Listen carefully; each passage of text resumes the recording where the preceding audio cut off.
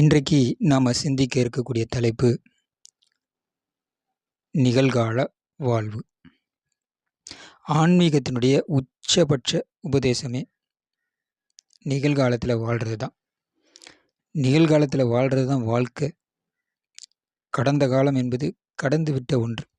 எதிர்காலம் எப்போதும் வரும் அப்படின்னு காத்திருக்கணும். நிகழ்காலம் என்பது தான் உண்மை. நிகழ்காலத்தின் ஒவ்வொரு வினாடியிலும் கூட கடந்த காலமும் எதிர்காலமும் இருக்குது. இந்த வினாடி தான் நிகழ்காலம்னு சொல்கிறோம். எதிர்காலத்தில் உள்ள ஒரு வினாடி தான் நிகழ்காலத்தின் இந்த வினாடியாக மாறுது. நிகழ்காலத்தில் இருக்கக்கூடிய இந்த வினாடி தான் கடந்த காலமாக மாறுது. கடந்த காலத்தில் நம்ம வாழ்ந்தா அது நினைவு, நடந்ததை நினைவுபடுத்தி பார்க்குறோம். எதிர்காலத்தில் நம்ம வாழ்ந்தா அது கனவு, கற்பனை, உண்மை அல்ல என்பதை புரிஞ்சுக்கணும். கடந்த காலத்தை நினச்சி வருந்துறதும் கவலைப்படுவதும், எதிர்காலத்தை நினச்சி பயப்படுறதும் எதிர்பார்ப்போடு இருக்கிறதும் நம்மளை துன்பத்துக்கு தான் இட்டு செல்லும். நிகழ்கால உண்மையோடு வாழ வேண்டும். இதுதான் வாழ்வை வாழ்கிறோம் என்று சொல்வதற்கான பொருளாக இருக்கும். வாழ்க்கை என்பது வாழ்வதுன்னு சொல்கிறோம். வாழ்வது என்பது அனுபவம் சார்ந்ததாக இருக்குது. 4 வகை அனுபவம் தான் இருக்குது. இன்பம், துன்பம், அமைதி, ஆனந்தம். இந்த 4 வகை அனுபவத்தில் எது வந்தாலும் அனுபவித்து வாழ்வது தான் நிகழ்காலத்தில் வாழ்கிறது அப்படின்னு சொல்கிறோம். நம்முடைய எதிர்பார்ப்பு நமக்கு எந்த அனுபவம் வேண்டுமோ அது மட்டும்தான் இருக்கணும். மற்றவையெல்லாம் வேண்டாம் என்று விருப்பத்தோடும் வெறுப்போடும் நம்ம இருக்கிறோம். ஏற்கனவே நமக்கு நடந்தது போல அப்படின்னு கடந்த காலத்துக்கு போயிடுறோம். இனிமே நடப்பது இப்படித்தான் இருக்கணும் அப்படின்னு எதிர்பார்ப்புக்கு போயிடுறோம். இந்த வினாடியினுடைய உண்மையை இழந்துக்கிட்டே இருக்கிறோம்.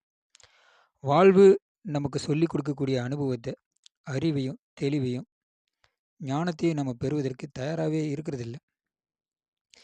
இதை பெறுவதற்குத்தான் நம்ம பிறப்பெடுத்து வந்திருக்கிறோம் என்பது புரியாமலே போயிடுது. இதனால தான் நம்மால் நிகழ்காலத்தில் இருக்க முடியாமல் போகுது.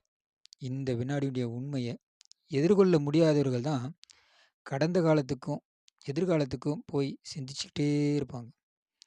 அவர்களால் நிகழும் நிகழ்வின் யதார்த்தத்தை ஏற்றுக்கொள்ள முடியறதே இல்லை. யதார்த்த வாழ்வியுடைய உண்மை, நிகழ்கால உண்மையை எதிர்கொள்ளவும் முழுமையான வாழ்க்கையும் வாழ்வது தான் வாழ்க்கை கலை, வாழும் கலைன்னு சொல்கிறோம். இதை தான் இந்த தியான பயிற்சி உங்களுக்கு போதிச்சுட்டே இருக்கு. இதுவரை நம்ம என்ன செஞ்சோம் அப்படின்றத பார்ப்போம். உள்ளே வரக்கூடிய மூச்சையும் வெளியே வரக்கூடிய மூச்சையும் கவனிக்க முயற்சி செய்துக்கிட்டே இருக்கிறோம். மூச்சு உள்ளே வருவதை கவனித்து தெரிஞ்சுக்கிட்டோம். மூச்சு வெளியே போகிறத கவனித்து தெரிஞ்சுக்கிட்டோம். இது ஒரு சில வினாடியாக இருந்தாலும் கூட நிகழ்காலத்தில் இருந்திருக்கிறோம். இந்த வினாடியில் மூச்சு உள்ளே போனதை கவனித்தோம். இந்த வினாடியில் மூச்சு வெளியே செல்வதை கவனித்தோம். இந்த வினாடியினுடைய உண்மையோடு வாழ்ந்திருக்கிறோம். உண்மையை உள்ளது உள்ளபடியே கவனித்தோம்.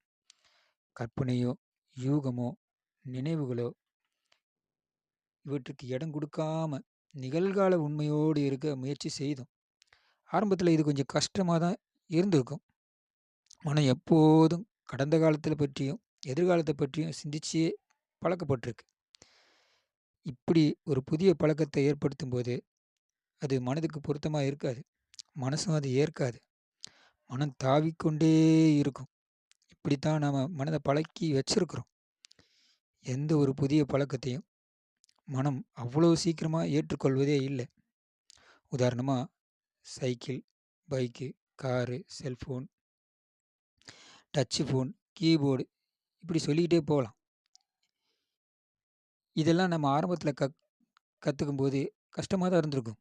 அதுக்கப்புறம் போக போக எவ்வளோ ஈஸியாக கம்ஃபர்டபுளாக அதை செய்ய ஆரம்பிச்சிடுறோம்.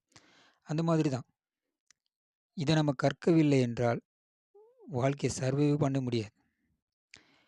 ஆரம்பத்தில் கஷ்டமாக இருந்தாலும் தொடர்ந்து பயிற்சி செய்து அது பழகிவிட்ட பிறகு அது நமக்கு எந்த அளவுக்கு உதவுதுன்னு நீங்களே பார்ப்பீங்க. அதுபோல தான் மனமும் நிகழ்காலத்தில் இருக்கிற விரும்புகிறதே இல்லை. அதை கொஞ்சம் கொஞ்சமாக பழகணும். அதுக்கு தான் மூச்சையை கருவியாக பயன்படுத்திக்கிட்டே இருக்கிறோம். இயல்பான மூச்சை, இயற்கையான மூச்சை கவனிப்பது சற்று கடினம் என்றாலும் முயற்சி செய்தால் அனைத்தும் சாத்தியம்தான். இதை நினைவில் வச்சுக்கிட்டே இருக்கணும். மூச்சை கவனித்து நிகழ்காலத்தில் வாழ பழகிட்டோன்னா நம்முடைய அன்றாட வாழ்க்கையில் எதையும் எதிர்கொள்ளும் பழக்கம் வந்துடும். ஒவ்வொரு வினாடியினுடைய உண்மையையும் உணர்ந்து அறிந்து அதோடு வாழ ஆரம்பிச்சிடுவோம். இதுதான் எல்லா மார்க்கங்களும் சொல்லுது. ஒருவர் முழுமையான வாழ்க்கை வாழும்போது அவர் முக்தியிலேயே வாழ்கிறார். நிகழ்கால உண்மையோடு வாழும்போது தான் அவர் வாழ்கிறார் என்று சொல்கிறோம். இந்த நிகழ்கால உண்மையோடு நீங்கள் அனைவரும் வாழ வேண்டும் என்று வாழ்த்தி இந்த உரையை இதோடு நம்ம நிறைவு செய்கிறோம். வாழ்க விழிப்புடன், வாழ்க நிறைவுடன்.